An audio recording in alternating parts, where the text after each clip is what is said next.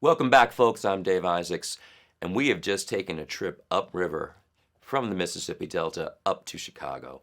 There was a great migration in the 1940s as rural people came north after the war looking for factory work. And this is how Chicago became such a center for the blues, as musicians from the Mississippi Delta and elsewhere found their way to Chicago and the studios of Chess Records and the clubs on the South Side. And now we're digging into a sound that is very, very familiar to you, I'm sure, the Chicago Shuffle. And so the first thing I want to show you is a simple, what we might call a blues bass pattern, sometimes referred to. I'm going to call it a 5/6 pattern just to give you a touch of theory here. And this is I'm sure, or very likely, a familiar thing to you already. I'm starting off with just an E power chord. So my index finger is on the 2nd fret of the A string. I am striking both the low E and the A strings together, establishing our triplet shuffle, putting the accent on the 1st and 3rd beats of that triplet. We get 1, 2, 3, 1, 2, 3, 1, 2, 3, 1, 2, 3. And once again, the emphasis on the 1. Boom, boom, boom, boom, boom. But we're adding more movement than we had in our Delta stump, because I'm going to add my ring finger on the 4th fret of the A string and go like this. So I'm playing each note twice, fitting our same rhythmic pattern, 1, 2, 3, 1, 2, 3. And what this is doing, it's a 5/6 pattern because I'm going from the 5th of an E chord, the note B, 1, 2, 3, 4, 5, to the 6th of an E scale, C sharp, 1, 2, 3, 4, 5, 6. And so what this does is create a sense of movement because we're alternating back and forth between these two notes, but without implying that we need to change a chord. However, we are going to need to change a chord because we are now, unlike in our last exercise, following what we might call a standard 12-bar blues or 1-4-5 progression. Now what I'm going to do is move this lick, this pattern, over from starting on an E power chord to the next pair of strings where my index finger is now on string 4 at the 2nd fret. And I'm going to strike strings 5 and 4, and now I have a similar figure, 5th of the scale or of the chord, 1, 2, 3, 4, 5, to the 6th of that scale or chord. And so we have that same sense of movement back and forth. And there's a specific pattern to how we're going to do that. And you're going to come across this 12-bar blues pattern is something we're going to see for the rest of this course now. So I'm going to walk through the pattern. This is, let's call this a standard starting point. And there are many, many, many variations which we'll get into as we go. But watch this. 1, 2, 3, 4, 2, 2, 3, 4, 3, 2, 3, 4, 4. Now after 4 bars, we move over. 1, 2, 3, 4, 2, 2, 3, 4, and back to E. This is now 8 bars. Now I'm going to play a B7 chord. Hopefully this is familiar to you. It's one of our, what we might call cowboy open position chords. Middle finger, string 5, fret 2, ring finger, string 3, fret 2, pinky, little finger, string 1, fret 2, index finger, string 4, fret 1. This is B7. And I'm playing the triplet with a strum. Down, up, down, up, down, down. Notice that instead of hitting all the strings all the time,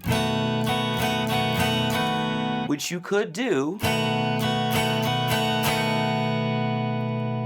on a B7 and then on an A7, just 2 fingers, I'm using middle and ring on string 4 and string 2 at the 2nd fret.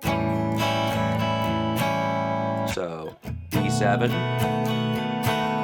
A7,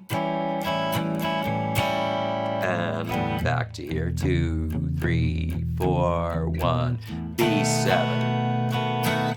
So notice the little rhythmic variations. I'm going to play through this 12 bar one more time.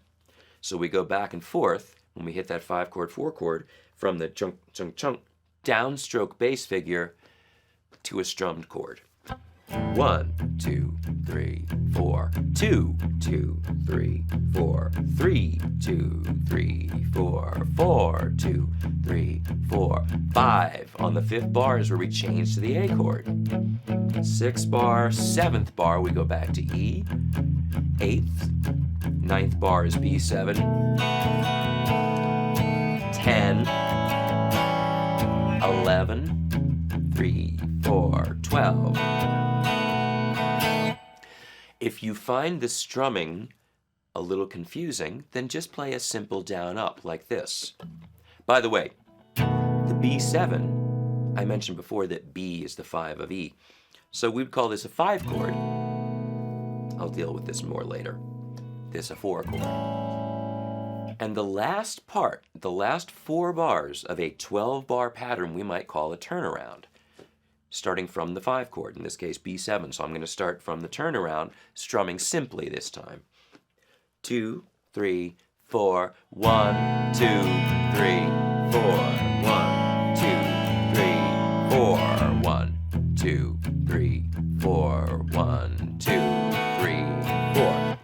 What I played before, and what I'd like you to get, as you get more comfortable, is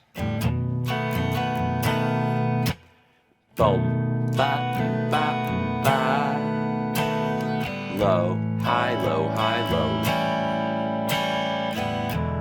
So notice the subtlety, bringing out one set of strings on a downstroke and another on an up. Okay, it's time to practice along with our track here. You may just want to concentrate on that 5/6 blues bass part if the B7, A7 throws you off a little bit, but I'm hoping they're familiar chords to you, and you might want to practice the turnaround separately if that's the case. But our goal is to put all these pieces together. Here we go.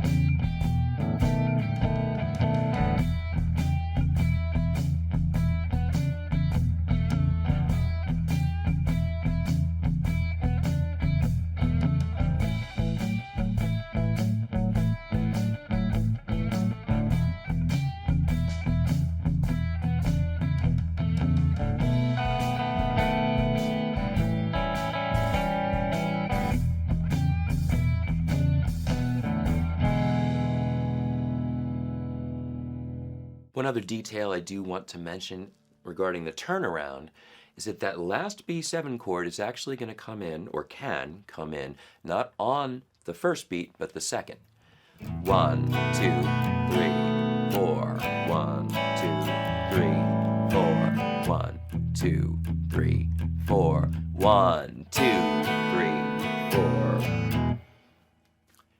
Again, there is lots and lots of variation within the blues genre, and the form itself has lots and lots of variables, but what you just heard is what we might call 12-bar blues 101. And as we continue on, we're going to develop this further.